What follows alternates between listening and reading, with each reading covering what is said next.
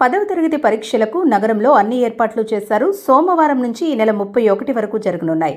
ఉదయం 9:30 నుంచి మధ్యాహ్నం 12:45 వరకు పరీక్షలు జరుగుతాయి. నగరంలో 23 కేంద్రాల్లో ఈ పరీక్షలు జరుగుతున్నాయి.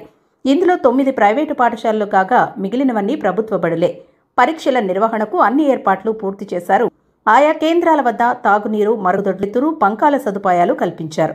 మాస్ కాపీయింగ్కు తావు లేకుండా పటిష్ట ఏర్పాట్లు చేశారు. ప్రతి కేంద్రం వద్ద 144 సెక్షన్ అమల్లో ఉంది. కేంద్రాలకు 100 మీటర్ల దూరంలో ఎవ్వరూ గుమిగూడకుండా పోలీసులు చూస్తున్నారు. విద్యార్థులు 8:30 కల్లా పరీక్షా కేంద్రాలకు చేరుకున్నారు.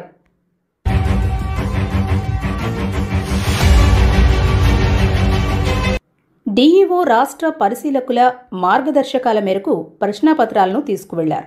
ఆయా కేంద్రాల వద్ద జెరాక్స్ దుకాణాలను మూసివేయించారు. ప్రైవేటు పాఠశాలల్లో పరీక్ష ముగిసే వరకు ప్రైవేటు సిబ్బంది లోపలకు రాకూడదని సూచించారు. నిర్లక్ష్యం వహిస్తే చర్యలు తప్పవంటూ హెచ్చరించారు.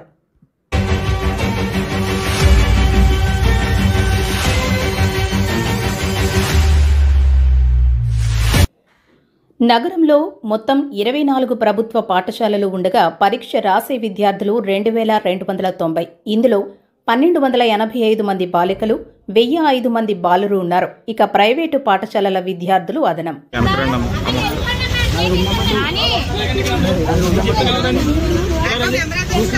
మొబైల్స్